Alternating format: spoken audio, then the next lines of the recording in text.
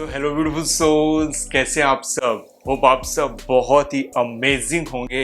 होली का त्यौहार बहुत ही खूबसूरती और खुशियों से मनाया होगा आप लोगों ने। दोस्तों, आप सबके बहुत सारे प्रश्न आ रहे थे लगातार, उसमें एक प्रश्न मैंने पिक किया है जो आप लोग बहुत बेसब्री से जानना चाह रहे हैं। वो है डिवाइन टाइमिंग कब आती है, या फिजिकल प्लेन पे 3D प्लेन पे ट्विन फ्लेम का हमेशा के लिए रियूनियन कब होता है। चलिए जानते हैं।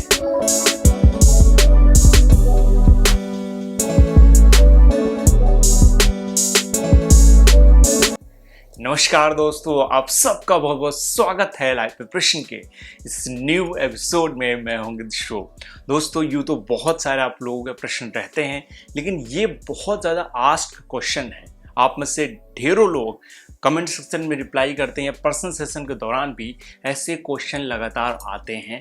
टाइमिंग एक्चुअली कैसे निकालते हैं, इस चीज़ को बहुत एक्यूरेटली जाना जा सकता है। ज़रूरी नहीं कि आप ट्विन फ्लेम से हर बर्थ में मिले, लेकिन कुछ कोशिशें आपको ज़रूर करनी चाहिए जो मैं आज आपसे शेयर करने वाला हूं, जो मैं पर्सनली प्रेफर करता हूं। और जब हीलिंग करता हूं लोगों की या किसी भी तरह से गाइडेंस देता हूं, तो कई बार ऐसे लोगों का रियूनियन हो भी जाता है कुछ चीज़ों को ध्यान में रखते हुए। तो कौन कौन सी वो चीज़ें हैं? सबसे पहला इंपॉर्टेंट पॉइंट है कि आप बचपन से ही अभी तक अगर ट्विन फ्लेम जर्नी में होंगे, अगर आप इनकम्प्लीट सा फील कर रहे हैं, आप वेट कर रहे हैं कि आप नहीं जानते आप रनर हैं, चेजर हैं, मतलब आपको ढूंढना है अपने पार्टनर को या आपका पार्टनर आपके पास आएगा, लेकिन एक बात जरूर श्योर है कि आप इनकम्प्लीट सा फील कर रहे हैं, वो ट्विन फ्लेम, वो डिवाइन मस्कुलिन या फेमिनिन एनर्जी या पर्सन आपके लाइफ में जब आता है तो आप बहुत ज़बरदस्त ग्रोथ करते हैं। आप अपने मैक्सिमम पोटेंशियल तक पहुंच पाते हैं। अकल साइंस में, स्पिरिचुअलिटी में ग्रोथ करते हैं, मेटेरियलिस्टिकली बहुत ग्रोथ करते हैं। ऐसे कितने सारे लोगों को देखा, मैरिज हुई, उनके सोलमेट के साथ हुई, उनके ट्विन फ्लेम के साथ हुई, ज़बरदस्त ग्रोथ हुई। लेकिन इसके अपोजिट अगर आपकी मैरिज कार्मिक के साथ हो गई तो बहुत डिफ़िकल्टीज आती हैं। आप अपने पोटेंशियल तक ही नहीं पहुंच पाते हैं, आप अपनी एनर्जीज को अनलॉक नहीं कर पाते हैं। एक्चुअली ट्विन फ्लेम का रियूनाइट होना भी एक साधना है, क्योंकि वो दोनों साथ में मिलके एक्चुअली बैलेंस की ओर जाते हैं। अपनी एनर्जी को तो बैलेंस कर ही लेते हैं, दूसरों की भी लाइफ में इम्प्रूवमेंट लाते हैं। इसीलिए हम ट्विन फ्लेम रियूनियन को इतनी प्रायोरिटी देते हैं। लेकिन काफ़ी पहले से ही, बचपन से ही एक्चुअली मैं कहूँ, टेलीपैथिकली कनेक्शन तो होता ही है, कॉर्ड कनेक्शन होता है। मैंने मेडिटेशन ग्रुप कराया है। अगर ज़्यादा इम्पैक्ट पड़ रहा हो नेगेटिव एनर्जीज का, तो फुल मून के आसपास का टाइम है, होली का टाइम है, तो फुल मून वाला मेडिटेशन जरूर कर लीजिएगा। 1-1.5 घंटे का है। काफ़ी सारे लोगों को पिछली बार फ़ायदा हुआ था।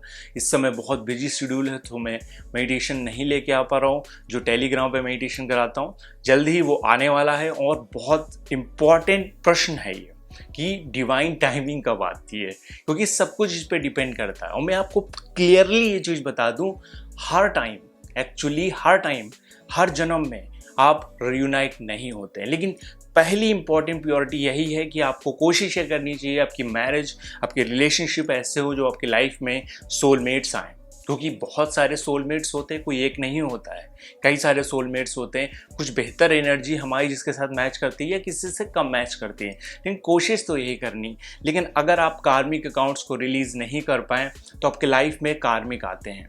उसके बाद आपकी लाइफ में स्ट्रगल का फेस बहुत बढ़ जाता है, कहीं से एडवाइस और कहीं से रास्ता नज़र नहीं आ रहा होता है। ऐसे कई सारे लोगों के साथ होता है।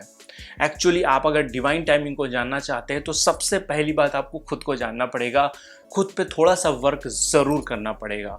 With the help of meditation and exercise आप एक बैलेंस अप्रोच के साथ आगे बढ़ सकते हैं। डिवाइन टाइमिंग कहीं ना कहीं आपको पता होता है कि मुझे यहाँ जाना है, मेरा कोई वेट कर रहा है, और वो डिवाइन टाइमिंग कुछ खास चीज़ों को करने से ट्रिगर हो जाती है। मैं बहुत इंपॉर्टेंट कह रहा हूँ। लेकिन अगर आप अपनी डिवाइन टाइमिंग को ट्रिगर नहीं कर पा रहे हैं, अगर आप किसी जगह पे स्टक हैं, आप जानते हैं कि आप ट्विन फ्लेम जर्नी में हैं, लेकिन रियूनाइट नहीं हो पा रहे हैं या मिल नहीं पा रहे हैं, एक हार्मोनियस रिलेशनशिप नहीं फाउंड हो पा रहा है, तो क्लियर है कि आपने अपने ऊपर ध्यान नहीं दिया है किसी भी बर्थ में। इस बर्थ में नहीं दिया, कार्मिक बैगेजेस बहुत सारे हैं।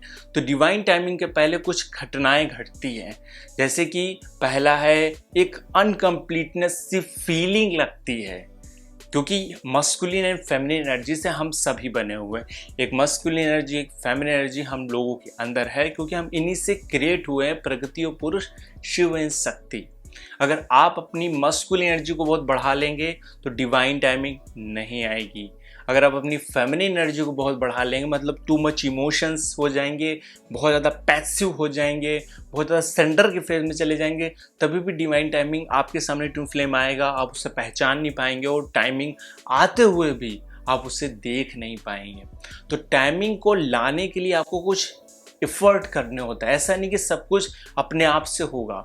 इसीलिए मैं काफ़ी बार कहता हूँ जो हॉरोस्कोप में दोष बनते हैं, जो प्रॉब्लम्स हैं, उसकी अगर आप प्रॉपर हीलिंग करना चाहते हैं, साथ साथ धार्मिक किसी तरह का रिलीजियस रेमेडी भी करिए, प्रैक्टिकल रेमेडी भी करिए, और थर्ड है आप एक स्पिरिचुअल रेमेडी भी करिए। अब तीनों सेक्टर में अगर आप अच्छे से हीलिंग करेंगे अपनी, तो कभी भी आपको डिवाइन टाइमिंग में इशू नहीं आएगी। जब भी वो बेहतर समय आएगा, टाइम आएगा, तो डेफिनेटली आपका रियूनियन हो जाएगा।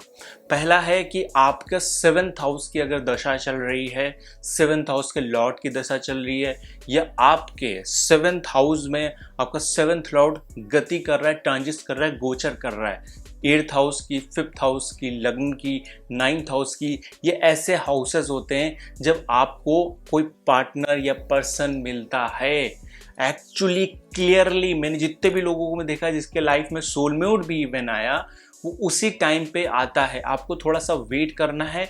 अगर आप उस समय प्रिपेयर नहीं होंगे तो आप कनेक्शन तो फील कर पाएंगे। पहली बात, मैं पॉइंट वाइज कुछ चीज़ें बताऊंगा। पहली बात है कि मिलने से पहले ही आप टेलीपैथिक कनेक्शन महसूस करना शुरू हो जाएंगे। आप फील कर पाएंगे कि मुझे किसी सर्टेन जगह पे जाना है, सम काइंड ऑफ मेरे ऊपर एनर्जीज का असर पड़ रहा है, या मैं एक प्यार का फीलिंग का एहसास करने लगा हूँ। दूसरा इंपॉर्टेंट पॉइंट है, जब भी आप मिलने वाले होंगे तब आप हैप्पी हो जाएंगे, खुश हो जाएंगे। आप उनको देखते ही एक्चुअली तुरंत सडन पहचान भी लेंगे। कुछ अनकहा अट्रैक्शन या अटैचमेंट उनसे जरूर फील होगा, भले वो ऑनलाइन आप उनसे मिलें या किसी भी तरीके से ऑफलाइन मिलें, 3D प्लेन पे मिलें। अगर हम 3D प्लेन की रियूनियन की बात कर रहे हैं तो इसमें आपको थोड़ा सा अवेयर रहने की ज़रूरत है। थर्ड इम्पॉर्टेंट पॉइंट है, जब भी आप उनसे मिलने वाले होंगे या 3D प्लेन पे रियूनाइट होने वाले होंगे, तो कहीं ना कहीं आप या आपका पार्टनर सरेंडर स्टेज पे जरूर आ जाएंगे। ये क्या होता है? क्योंकि अगर दोनों के बीच में ईगो है, अगर मेटेरियलिस्टिकली एक दूसरे को नहीं पहचान पा रहे हैं, तो आपकी डिवाइन टाइमिंग नहीं आती है, 3D प्लेन पे रियूनियन भी नहीं होता है। लेकिन अगर आप वो पार्टनर के सामने जब भी आते हैं, तब आपको कहीं ना कहीं सरेंडर के फेज में, या तो आप खुद चले जाएंगे, सब कुछ उसको बता देंगे, या वो खुद आपको अपनी लाइफ के बारे में, अपने कमियों के बारे में सब कुछ बता देगा कि हाँ, मेरे अंदर ये कमी है, मेरे अंदर ये प्रॉब्लम है, मैं इस वजह से इस तरह की सिचुएशन में फंसा हुआ हूँ। इस तरह से सरेंडर स्टेज, आप जो भी जैसे कहेंगे, गाइडेंस करेंगे, एक सोल इसमें से ज़्यादा मैच्योर होती है। आप ये समझ लीजिए, क्योंकि आपका वो काउंटर पार्ट है।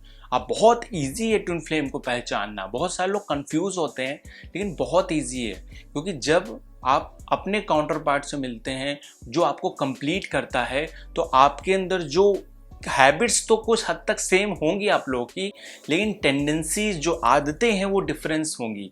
आदतें जैसे किस तरह से, अगर आपको फिजिकल अपीयरेंस में बहुत अच्छा होगा या फिजिकल अपीयरेंस पे आप बहुत ध्यान देते होंगे, तो आपका पार्टनर उतना ध्यान नहीं देता होगा। इन माई केस, मैं फिजिकल अपीयरेंस पे बहुत ध्यान देता हूँ, मेरे पार्टनर नहीं ध्यान देती हैं। तो इस तरह से केसेस बहुत बार होते हैं कि आप में जो गुण हैं, जो हैबिट्स हैं, वो कहीं ना कहीं अपोजिट होंगे। आपने जिन गुणों को धारण करके रखा होगा, आपका पार्टनर उन गुणों को धारण नहीं कर लेगा।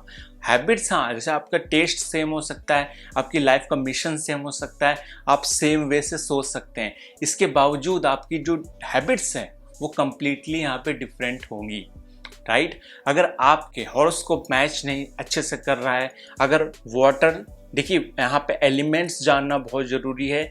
अगर आपका पार्टनर वाटर है, आप फायर हैं, तो कहीं ना कहीं मैच नहीं बनेगा। उस केस में अक्सर सोलमेट कनेक्शन होता है। अगर आपका पार्टनर वाटर है और आप भी वाटर हैं या इसके अलावा अर्थ हैं या एयर हैं, तो कम्युनिकेशन ठीक, अपोजिट एलिमेंट्स कभी भी नहीं होने चाहिए। This is most important. अगर आपके पार्टनर के साथ अपोजिट एलिमेंट्स है तो पहली बात तो वो ट्विन फ्लेम जल्दी नहीं होते हैं।